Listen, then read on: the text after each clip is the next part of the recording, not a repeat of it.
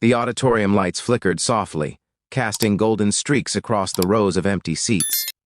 The faint murmur of children practicing lines echoed against the polished wooden floor. Among them stood a little girl in a wrinkled costume, her small hands clutching a faded script, her big brown eyes shimmering with the kind of sadness that words often fail to express. She looked around, searching each corner, hoping someone would walk through those heavy doors, but no one did. And when she saw the other kids run into their mother's arms, she bit her lip, pretending not to care. Yet a single tear betrayed her silence. That was the moment Emma Lewis noticed her. Emma, a substitute art teacher filling in for the day, was stacking paintbrushes near the stage when she caught sight of the girl, standing all alone, her shoulders trembling as she whispered her lines to herself. The sight hit Emma like a wave. It reminded her of her own daughter, Grace, who would have been 8 years old today if only life had been kinder. If you believe in kindness, love, and second chances, please take a moment to like, comment, share, and subscribe. It truly helps us spread more heartwarming stories like this one. Emma tried to focus on her work, but something inside her wouldn't let her look away. The little girl finally sat down on the edge of the stage, clutching her small paper crown, whispering to no one in particular, "Daddy said he'll come this time," he promised. Her words sliced through Emma's chest. When the final bell rang, parents flooded the auditorium. Laughter, hugs, camera flashes, every child beaming with joy. Except her, the little girl stood quietly by the door, still holding her crown. Minutes passed, then half an hour. One by one, the lights began to dim. She was still there, waiting. Emma walked up to her gently. "Sweetheart, are you okay? Do you need help finding someone?" The girl looked up, her voice small but steady. "No, ma'am. I'm just waiting for my daddy. He's coming." But he didn't. The janitor flicked the last switch, signaling closing time. The little girl's hope slowly crumbled. She lowered her head and whispered, "Maybe he got busy again." Emma's throat tightened. She kneeled beside her, helping her tie the ribbon on her costume that had come loose. "You did amazing today," she said softly. The girl smiled faintly. "Thank you, ma'am. I'm Lily." "Hi, Lily," Emma replied with a tender smile. "I'm Emma." That night, as Emma drove home, Lily's face stayed with her, those lonely eyes, that small flicker of hope crushed under the weight of disappointment. Emma's apartment felt colder than usual that evening. She walked into her daughter's old room, untouched for years, toys neatly arranged, pink curtains swaying in the night breeze, and a drawing on the wall that said, "Mommy and Grace forever." Emma sat on the bed and whispered to the empty air, "You'd be her age now, sweetheart." The next morning, fate intervened. When Emma reached the school again, the principal called her into the office.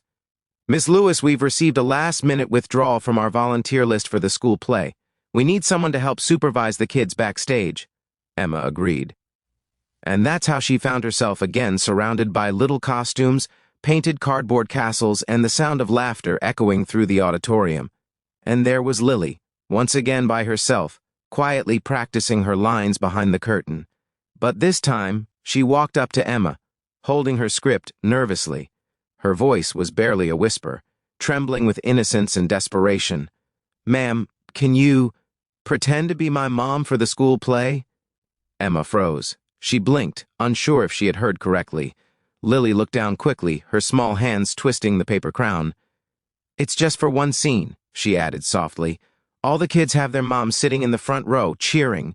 Mine, she's not here. Daddy said he'll come, but he might be working again. I just don't want the others to laugh." For a moment, Emma couldn't speak. Her heart felt like it had cracked open again. She slowly bent down and smiled through the sting of her tears. "Of course, sweetheart. I'd be honored."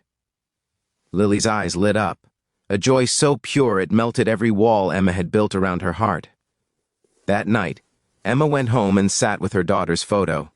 "Grace," she whispered, "I think I met someone who needs a little love tonight, just like I need to give it." The next day, Emma showed up early. She wore a simple floral dress, brushed her hair the way she used to before the accident, and carried a small bouquet she had bought from the corner shop. As the play began, she sat in the front row, her heart thumping with emotion. When Lily walked onto the stage, she looked straight at Emma, her pretend mom, and smiled the brightest smile Emma had ever seen. Her voice was clear and beautiful, her lines perfect, Every time she spoke, Emma nodded, smiling back, silently cheering her on. But midway through the performance, the auditorium doors creaked open.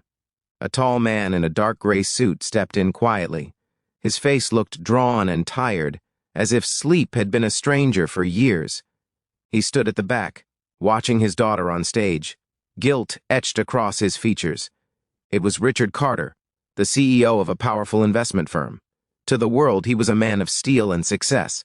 But inside, he was just a man who had lost the balance between business and family. His wife had passed away 3 years ago, and ever since, work had become his escape from the pain he couldn't face. He had promised Lily he'd come. He meant to. But another meeting, another deal, and time slipped away until it was too late. When he finally reached the school, the play was halfway over. Richard watched as his daughter ran to Emma after the curtain call, hugging her tightly. "Mom, did I do good?" Lily whispered. Emma froze but smiled, hugging her back. "You did perfect." "Sweetheart." The words struck Richard like lightning. "Mom?" Emma turned, startled. Their eyes met. His expression shifted from confusion to realization. The bouquet, the warm smile, his daughter's joyful laughter. For a second, he felt both grateful and ashamed. After the crowd dispersed, he walked up to them. "Excuse me," he said softly. "Are you Emma Lewis?" She nodded, wary. "Yes, I'm Lily's art teacher. I'm Richard Carter," he said quietly. "Lily's father. I'm sorry if she bothered you with—" "She didn't bother me," Emma interrupted gently. "She made me remember what love looks like." Richard looked at his daughter, then back at Emma. "She talks about her mom sometimes. I thought I was giving her everything, the best school, toys, clothes, but I didn't realize what she really needed." His voice cracked. "She just needed someone to show up." Emma could see the pain in his eyes, the same loneliness that had lived in hers for years. Over the next few weeks, Lily insisted that her pretend mom join them for dinner. Richard hesitated at first, but Emma accepted, wanting to make Lily smile again. Slowly, what started as a kind gesture turned into a bond none of them expected. Lily's laughter filled the silence in Emma's home. Richard's presence brought a calm she hadn't felt in years. They shared stories, cooked together, and celebrated small moments. Emma found herself healing, not because someone filled her loss, but because she had found purpose again. One rainy evening, after dinner, Richard walked Emma to her car. The rain fell softly between them, glistening under the street lights. "Emma," he said quietly, "you've done more for Lily than I ever have. Thank you for being there when I wasn't." Emma smiled faintly. She just needed someone to believe in her. Every child does. He looked at her for a long moment. "And what about you? Do you have someone who believes in you?" Her eyes softened. "Maybe I do now." That night, as she drove home, she realized sometimes love doesn't come when you expect it. Sometimes it walks in disguised as a small, lonely child asking for a pretend mother. Months passed. Lily's grades improved. Her laughter grew louder. Richard started leaving work early, attending school events, and learning to cook breakfast again. And Emma, she became part of their lives, not as a substitute teacher, but as family. On Lily's 9th birthday, she ran into Emma's arms with a handmade card. "You're not my pretend mom anymore," she said, smiling wide. "You're my real one in my heart." Tears filled Emma's eyes as she hugged her tightly.